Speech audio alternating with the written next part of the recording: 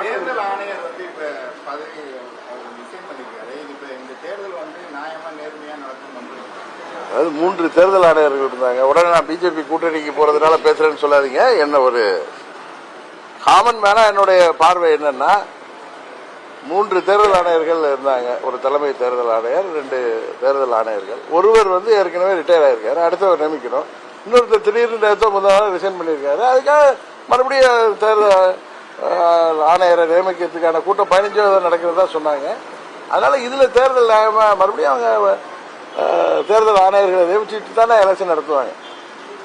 எதிர்கட்சிகளை பொறுத்த வரைக்கும் அண்ணாமலை வந்து மிகப்பெரிய கொடூரமா பேசுறாரு, போறாரு. அவர் தன்னோட தகுதியை மீறி பேசுறாரு. ஒரு பால் எடுத்து நீங்க வச்சுக்கலாம், ஏன் தகுதிக்கு அவர்கிட்ட நான் பேசுறதா அப்படிலாம் கேட்கிறாரு. ஆனா அந்த மாதிரி அண்ணாமலை வந்து உங்கள்கிட்ட எப்படி நடந்துக்கிறாரு, சரியா நடந்துக்கிறாரா, அதை பத்தி சொல்லுவாங்க. உங்களுக்கு தெரியும், நான் இப்ப யதார்த்தமாக பேசக்கூடியவன், எதையும் அன்னைக்காக ஒரு செய்தி பேச மாட்டேன். திரும்ப நான் திருச்சி வரப்போ உங்களை எல்லாம் சந்திக்கணும். எப்போ இல்லை, இன்றைக்கு இல்லை, இன்னும் 10 வருஷம் காலம் என்னுடைய பதில் நீங்க திருப்பி கேட்டா அது எப்பயுமே ஒரே பதிலாக தான் இருக்கும். உங்களுக்கு தெரியும், என்னோடு அவர் நான் பழகிற வரைக்கும் ஒரு நல்ல படித்த அதிகாரியாக செயல்பட்டவர், நல்ல புத்திசாலியா இருக்கிறாரு. இன்னொன்று தெரியும் உங்களுக்கு, நான் ஸ்ட்ரைட்டா பேசுவேன். அவரு என்னிடம் நட்போடமோ எதையும் திறந்த மனதோடு பேசுகிறார். அதனால எனக்கு அவர் ஒரு பிடித்த நண்பராக இருக்கிறார்.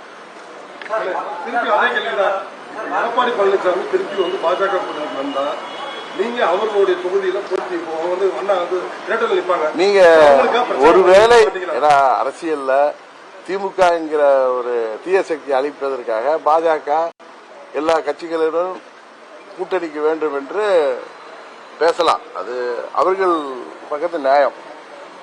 நீங்க சொன்னது மாதிரி ஒரு நிலைமை ஏற்பட்டா அப்பொழுது நாங்க என்ன செய்யறோம்னு பாருங்களேன், வெயிட் பண்ணுங்களேன். என்ன இருக்கு இப்ப இத்தனை நாள் இந்த கேட்டகரிய கூட்டணி போகலாம்னு நாங்கள் வந்து சில கட்சிகளோட பேசிட்டு இருக்கோம். அது கூட்டணி உறுதியான பின்பு சொல்றேன்னு சொன்னேன். எதையும் ஒரு அபிஷியலா வரணும். இன்னைக்கு இல்ல, என்னைக்கு இல்ல. தனிப்பட்ட முறையில் எனக்கு எடப்பாடி பழனிசாமிக்கு எந்த கொடுக்கல் வாங்கல் பிரச்சனை இல்ல. துரோக புத்தியுடைய பழனிசாமி நாங்கள் பயணிப்பது எந்த காலத்திலும் சாத்தியம் இல்லை. அவர் அந்த துரோக சிந்தனையெல்லாம் மறந்து அந்த சிந்தனையெல்லாம் விட்டு ஒரு நல்ல மனிதராக அவர் வந்தால் அப்போ அதை பத்தி யோசிப்போம்.